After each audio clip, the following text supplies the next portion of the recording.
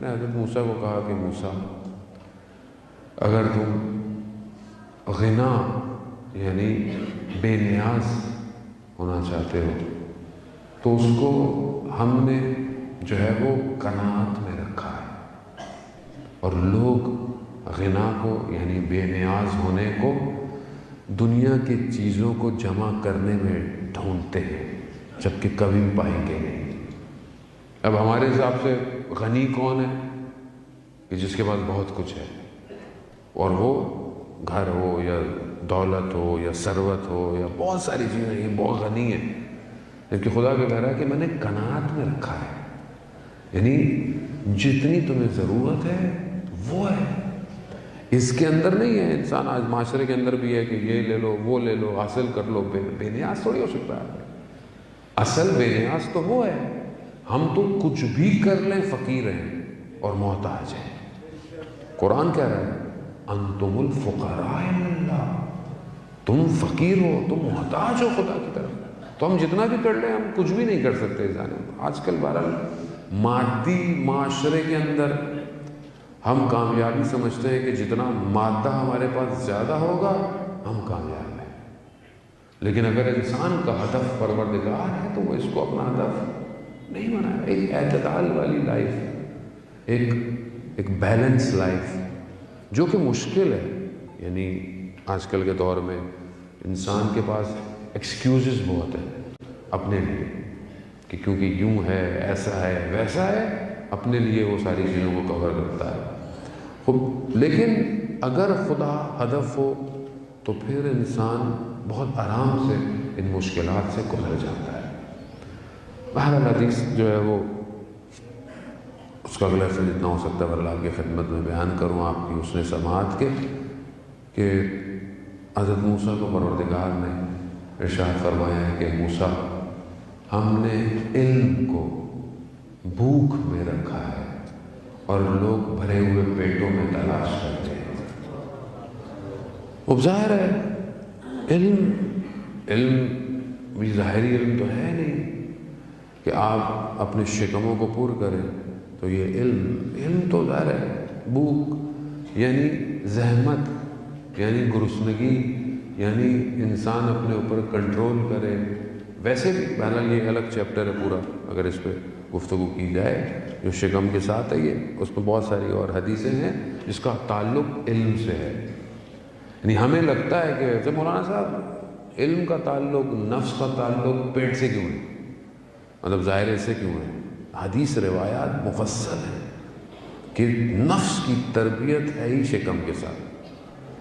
اگر انسان پر شکم کر لے تو آپ رات کو زیادہ کھا لیں تو فجر میں اٹھنا مشکل ہو جاتا ہے، تو سادی سی بات ہے۔ اور انسان اگر اپنی لذت کے لقمے کھائے تو اس کے لیے بہت ساری چیزیں ختم ہو جاتی ہیں، اور خدا نخواستہ اگر وہ کسی کا حق کھا رہا ہو یا باقی چیزیں کھا رہا ہو تو ویسے بھی انسان سے زائل ہو جاتی ہے۔ اس لیے انسان بہرحال اگر چاہتا ہے کہ بہرحال یہ زحمت، ایک بہرحال بزرگ تھے بڑی اچھی بات کہتے تھے کہ خدا بہرحال ان کی درجات کو بلند فرمائے، وہ کہتے تھے کہ شکم دنیا کی آسائشوں سے خالی ہوگا تو آسمانی حقائق تم پر نازل ہوں گے۔ اگر شکم کو تم نے دنیا ہی سے بھرا ہوا ہے تو آسمان کے راز کہاں تمہیں پتہ چلے گی؟ تو اس لیے بہرحال ہم شاید اس طرح تو نہیں کر سکتے جیسے ہمارے ائمہ زندہ رہتے تھے، لیکن بہرحال ایک اعتدال میں رہنا ضروری ہے۔ آخری چیز جو حضرت موسیٰ کو پروردگار نے کہی کہ موسیٰ میں نے جو ہے وہ دعا کی قبولیت کو حلال لقمے میں رکھا ہے، اور لوگ کال اور کیل میں ڈھونڈتے ہیں۔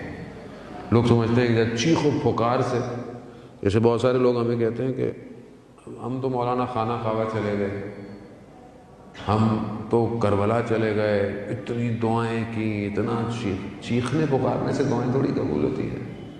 خدا کہہ رہا ہے میں نے حلال لقمے میں مستجاب دعا رکھا ہے۔ اب اگر خدا نخواستہ میری دعا قبول نہیں ہو رہی، پہلی تو بہرحال دعا خود کیا ہے، کون سی کرنی چاہیے، یہ پھر الگ چیپٹر ہے، اس کے لیے الگ خمسے کی ضرورت ہے۔ دعا خود مانگ کیا رہا، یعنی خدا سے، خدا منع نہیں کہتا، خدا کہتا مانگو مانگو میں عطا کروں گا، لیکن میں مانگ کیا رہا ہوں خدا سے؟ دنیا مانگ رہا ہوں، تو اس میں بھی کیا مانگ رہا ہوں؟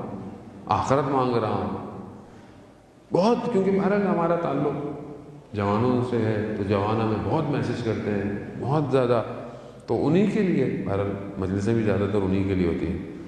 میں نے یہ کر لیا، میں نے وہ پڑھ لیا، میں نے اتنے دن زیارت عاشورہ پڑھ لی، میں نے زیارت آل یاسین پڑھ لی، اتنا، میں نے کہا بھائی اتنا کیوں پڑھا، خیریت کیا ہوگی؟ وہ ایک کوئی حاجت ہے۔ بعض اوقات ایڈریس غلط ہوتا ہے عزیزان محترم، آپ جسے ڈھونڈ رہے ہیں آپ کے پاس ایڈریس ہی غلط ہے۔ ٹھیک ہے جو آپ نے پڑھا اس کا ثواب ضرور ملے گا، لیکن خدا بہتر جانتا ہے کہ یہ چیز آپ کے لیے مناسب نہیں ہے۔ اور جوان تو آج کل ویسے بھی ایک فیوژن میں زندہ ہے، ایک illusion زیادہ ہے اس کو، اور اس میڈیا کے دور نے اس کو اور دھوکے میں رکھا ہوا ہے۔ یہ جس چیزوں کو کامیابی سمجھتا ہے، میڈیا تو فیبریکیٹڈ ہے، وہ تو ڈیزائنڈ ہے، وہ تو آپ کے لیے چیزوں کو دکھاتا ہے جو کہ وجود نہیں رکھتی ہیں اور آپ کو کھینچتا ہے۔ اس کا اصل ہدف آپ کے نفس کو جو ہے وہ کیپچر کرنا ہے۔ ہم اسی طرح زندہ رہ رہے ہوتے ہیں، پھر ہم اس کو اپنی حقیقی زندگی میں ڈھونڈتے ہیں کہ یہ ہماری حقیقی زندگی میں کہاں ہے، یہ چیز کہاں ہے، جبکہ وہ نہیں ہوتی ہے۔ اور پھر انسان کہتا ہے چلو کوئی اور تو دروازہ ہے ہی نہیں۔ اچھا خدا کا بھی بڑا شکر ہے کہ کم از کم اگر ہم اپنی مشکل میں، پریشانی میں، یا کوئی بھی ہے، اگر اس کے دروازے پہ آتے ہیں تو یہ لطف ہے اس کا، یہ شکر کریں کہ ہم کوئی اور غلط کام نہیں کرتے، ورنہ دنیا تو آسائش اور سکون کے لیے آج کیا کیا نہیں کر رہی۔ نشے، ڈرگز، ایڈکشن، دنیا کا جوان گرفتار ہے اس کے اندر، اور اس کو فیسینیشن سمجھتا ہے، اس کو سمجھتا ہے کہ بہت اچھا کام ہے، لیکن اس میں سکون ڈھونڈ رہا ہے، جبکہ اس میں سکون نہیں ہے۔ الا بذکر اللہ تطمئن القلوب، آگاہ ہو جاؤ، اللہ کے ذکر میں ہی سکون اور اطمینان ہے۔ ہمیں اس کی طرف بڑھنا ہے۔